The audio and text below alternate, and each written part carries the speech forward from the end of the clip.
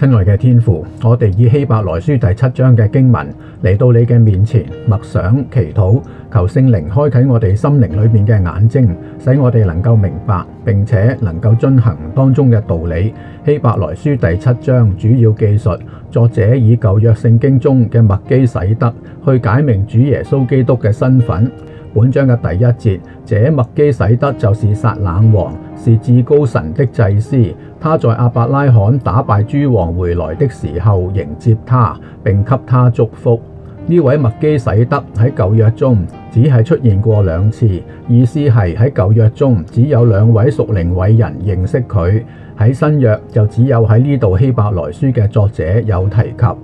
咁樣嘅一位特別嘅人物，除咗亞伯蘭係親眼見過佢之外，另外嘅大衛同埋本書嘅作者應該係聖靈感動佢哋去認識嘅。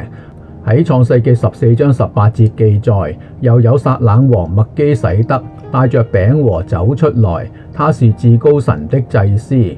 根據前面5章4節嘅原則，他是至高神的祭司，佢必然係天父所指派嘅。第19節，他為亞伯蘭祝福，說：願至高的神，天地的主賜福給亞伯蘭。20節，至高的神把敵人交在你手裏，他是應當稱頌的。麥基洗德以亞伯蘭佢以少勝多去打贏咗呢場戰爭，去稱頌神同埋讚美神。亞伯蘭就把所有的拿出1/10給他。亞伯蘭即係亞伯拉罕，佢應該係認識佢嘅，知道佢係一位神人。呢度與亞伯拉罕佢對待另一位王嘅態度嘅差別可見一斑。喺創世記14章22節嗰度話，亞伯蘭對所多瑪王說：我指着耶和華至高的神，天地的主起誓。23節，凡是你的東西，就是1根線、1條鞋帶，我都不拿，免得你說是我使亞伯蘭富足。亞伯拉罕對所多瑪王係劃清界線，但係對麥基洗德卻係主動奉獻。另一個喺舊約有記載麥基洗德嘅就係大衛，佢係喺乜嘢情況之下提起麥基洗德嘅呢？就係詩篇110篇4節，當佢提及主耶穌嘅身份嘅時候，耶和華起了誓，絕不改變，你是照着麥基洗德的體系，永遠為祭司。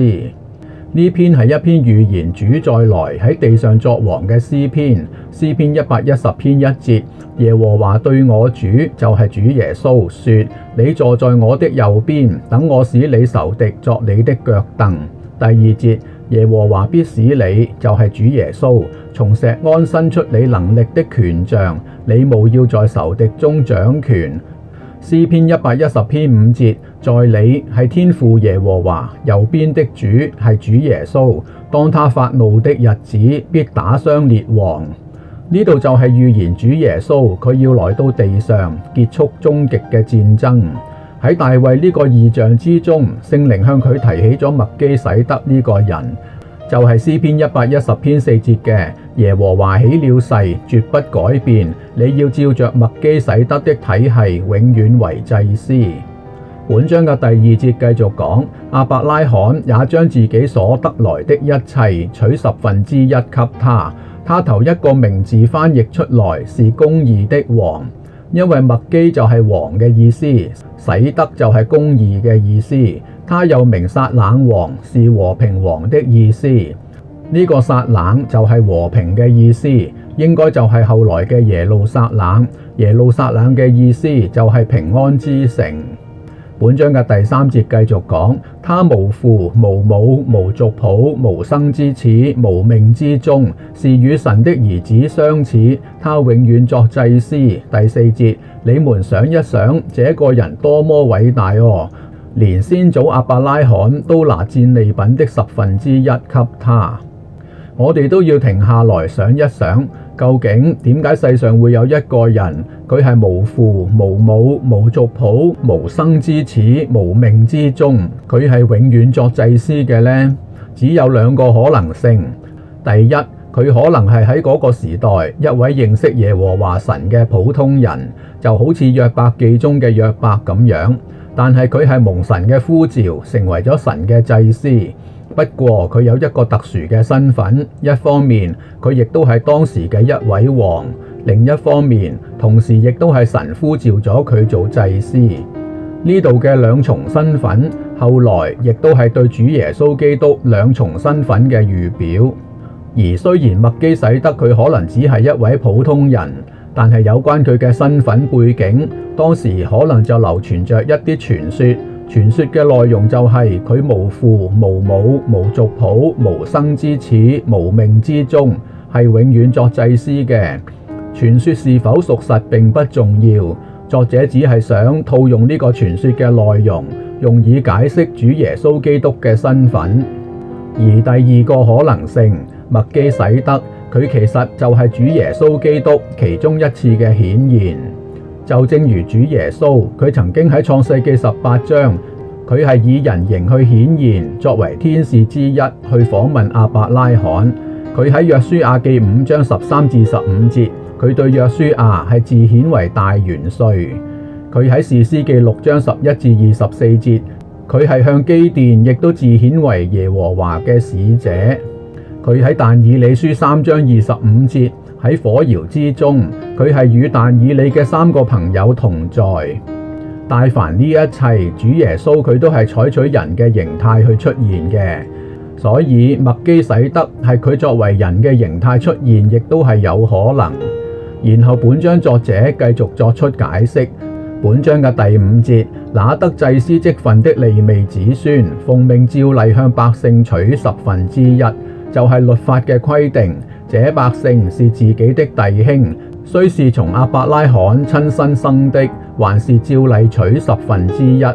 呢個規定就係從亞伯拉罕而出嘅，係律法之下嘅人，就係利未支派，係向律法之下嘅人，係其他嘅支派去收取。第6節繼續講，唯獨麥基洗德，那不與他們同族譜的，從亞伯拉罕收取了1/10，並且給蒙應許的亞伯拉罕祝福。呢度係並冇規定嘅，但係發生得如此嘅自然，原因係大家都按照神嘅感動，心中嘅律法去執行呢件事。亞伯拉罕係獻上1/10，麥基洗德係對亞伯拉罕祝福。第7節，向來位份大的給位份小的祝福，這是無可爭議的。作者喺呢度亦都刻意想強調，呢位神所設立嘅大祭司，佢嘅身份係高過以色列人，佢哋所最尊重嘅先祖亞伯拉罕。咁樣順理成章，嗰位喺天上永恆嘅大祭司主耶穌基督呢，佢嗰個超越嘅身份喺呢度亦都係不言而喻了。作者繼續作出解釋，本章嘅第8節，在這事上，一方面收取1/10的都是必死的人，係指利未嘅子孫；另一方面收取1/10的，卻是那位被證實是活着的，係麥基洗德。無論係傳說也好，係基督嘅顯現也好，大家嘅理解佢係繼續活着嘅。本章嘅第9節，我們可以說，那接受1/10的利未，也是藉着亞伯拉罕納了1/10。第10節，因為麥基洗德迎接亞伯拉罕的時候，利未還在他先祖的身體裏面，係指利未嘅子孫，係透過亞伯拉罕已經作出咗11奉獻。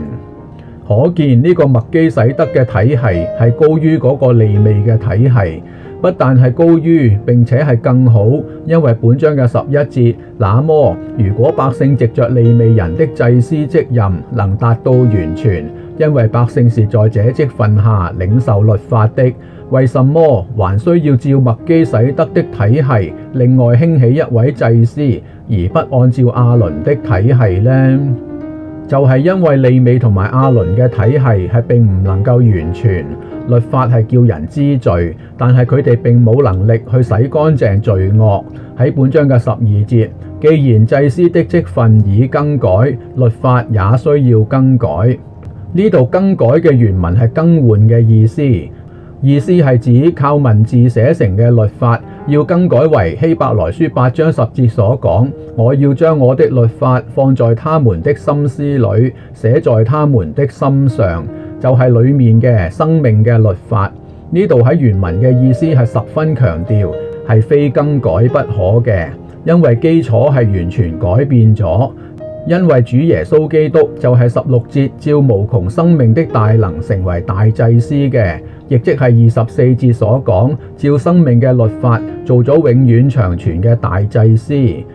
就着呢個更改，大祭司亦都不必出自亞倫嘅支派。喺本章嘅13節，因為這些話所指的人係主耶穌基督，本屬別的支派，就係猶大支派。那支派裏從來沒有一人在祭壇前侍奉的。14節，很明顯地，我們的主是從猶大出來的，但關於這支派，摩西並沒有提到祭司。我哋仍然記得喺歷代志下26章16節，猶大王烏西雅去僭越咗律法之下嘅祭司嘅職務，喺香壇上燒香，就惹上咗大麻風。所以猶大支派係冇資格去做祭司嘅。15節嗰度繼續講，倘若有另一位像麥基洗德的祭司興起來，我的話就更顯而易見了。呢度顯而易見嘅意思係可以說得通了。第16節，他就係主耶穌基督成為祭司，並不是照屬肉身的條例，而是照無窮生命的大能。呢度無窮生命的大能，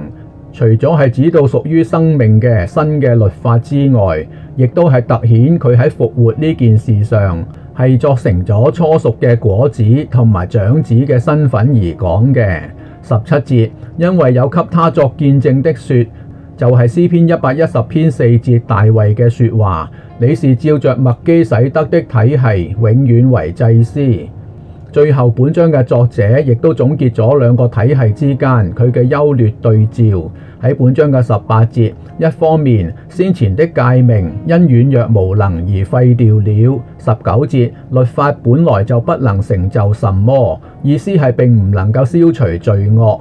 另一方面係主耶穌基督嘅福音，一個更好的指望，就係永生嘅盼望被引進來，靠這指望我們就可以親近神。一個並不能消除罪惡，另一個係可以帶來永生，兩者之間係高下立見。本章嘅20節繼續講，再者耶穌成為祭司，並不是沒有神的誓言，其他的祭司被指派時並沒有這種誓言。21節，只有耶穌是起誓立的，因為那位立他的對他說，亦都係詩篇110篇4節，主起了誓絕不改變，你是永遠為祭司。呢句說話係從天父而嚟嘅質素保證。22節，既是起誓立的，耶穌也作了更美之約的中保。兩種祭司最基本嘅不同就係本章嘅23節，一方面那些成為祭司的數目就係嗰個利未嘅體系本來多，是因為受死亡限制不能長久留住。24節，另一方面這位就係主耶穌基督，既是永遠留住的，他具有不可更換的祭司職任。究竟永遠留住有乜嘢好處呢？